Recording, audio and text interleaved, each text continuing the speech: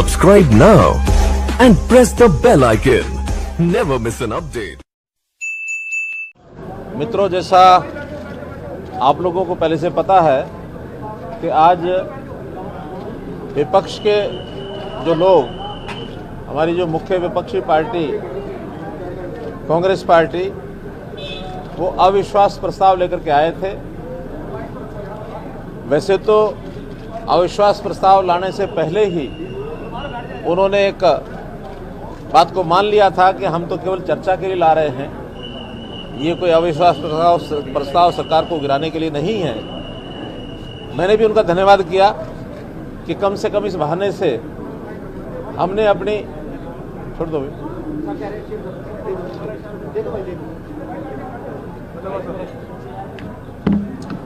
कि कम से कम हमें अपनी बात कहने का, वैसे तो कहने का मौका हमको असेंबली में पहले भी मिलता है, लेकिन विपक्ष के लोग कभी पूरी बात आखिर में हमारी सुनते नहीं थे। इस बार चूँकि उनके लिए मजबूरी थी, उनको पूरा समय बैठना था, हमने सारी बात उनको एक एक बिंदु के अनुसार जिस प्रकार की उनकी आपत्तियां थी सबके ऊपर अपनी बात कही, और आखिर में वोटिंग में उनका जो अविश्वास प्रस्ताव है वो औधे मुँह गिरा और एक प्रकार से सरकार विजयी हुई है। हमने उनको एक अपील की है कि भले आपका अविश्वास प्रस्ताव गिर गया हो, लेकिन ये जो किसान बंधुओं ने आंदोलन के माध्यम से कुछ धरने दिए हैं, कुछ की कॉल्स होती हैं, उनको एक एक करके हमने बताया कि किसानों के अहित में भी ये बहुत सी बातें इसमें से हैं। कुछ बातें ठीक भी हो सकती हैं, लेकिन जो 3 कानून को रद्द करने की उनकी जिद है उसको उनको छोड़ना चाहिए, और तीनों बिलों पर क्लॉज बाय क्लॉज उनको अपनी बातचीत करके जो इसमें संशोधन किए जा सकते हैं, जिसके लिए केंद्र सरकार तैयार है, उस पर बातचीत करनी चाहिए। मुझे जानकारी मिली है कि कल ही किसान जो संयुक्त किसान मोर्चा है, उन्होंने अपनी कोई 9 सदस्यीय कमेटी भी बनाई है बातचीत करने के लिए, और यदि कमेटी बनी है तो कहीं ना कहीं बातचीत का रास्ता खुलने वाला लगता है। बातचीत द्वारा से हो, आपस में संवाद के बाद कोई ना कोई हल निकाला जाए, क्योंकि ये जो किसान आंदोलन ये किसी के भी हित में नहीं है, न जनता के हित में है, न किसानों के हित में है, न पक्ष के न विपक्ष के, और इससे नुकसान बहुत हो रहा है।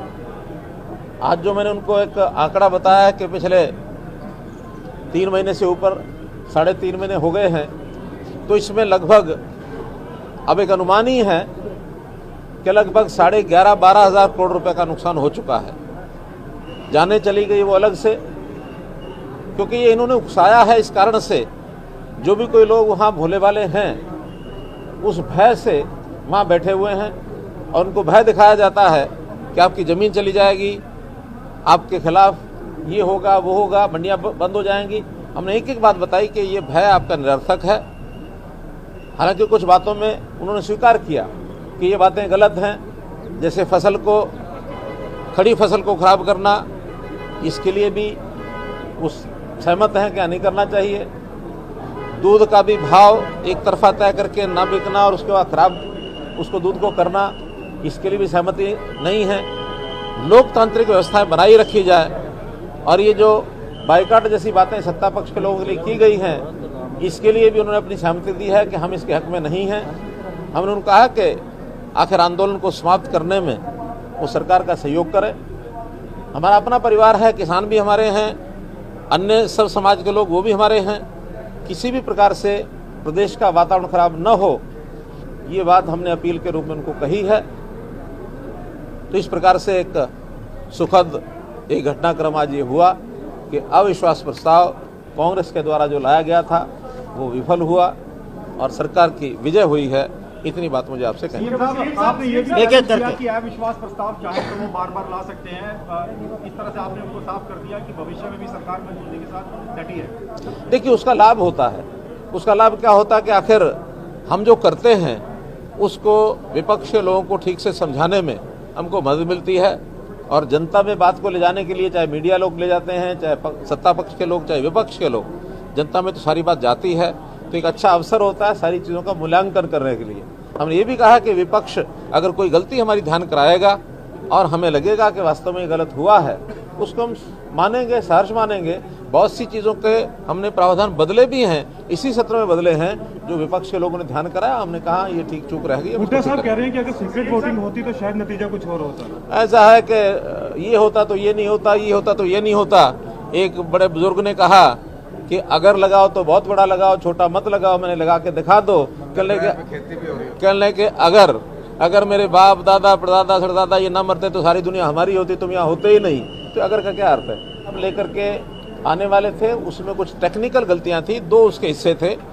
एक एपीएमसी एक्ट में संशोधन करना और दूसरा एमएसपी के ऊपर कानून लाना।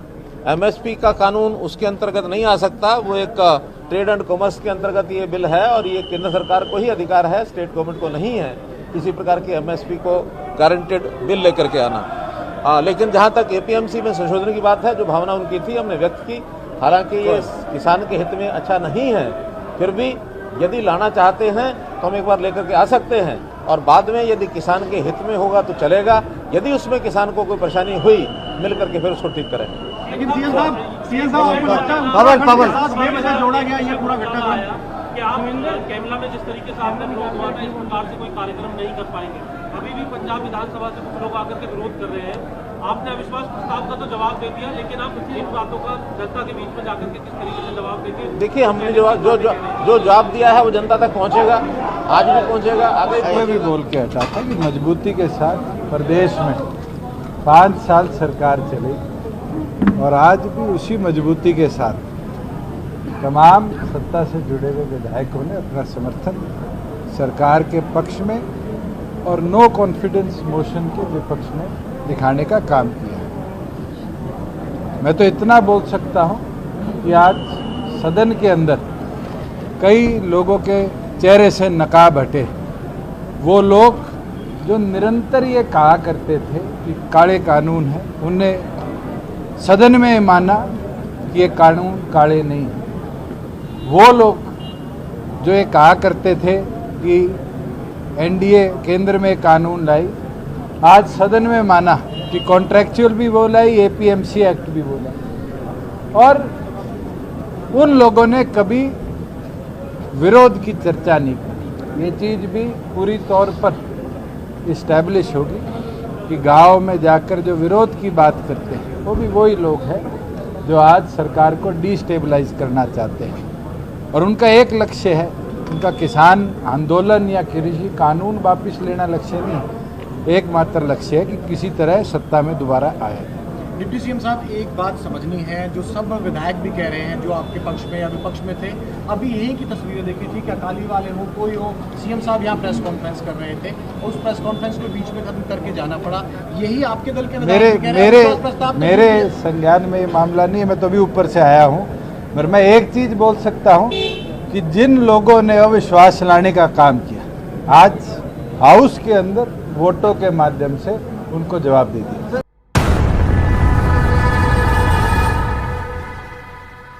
Subscribe now and press the bell icon. Never miss an update.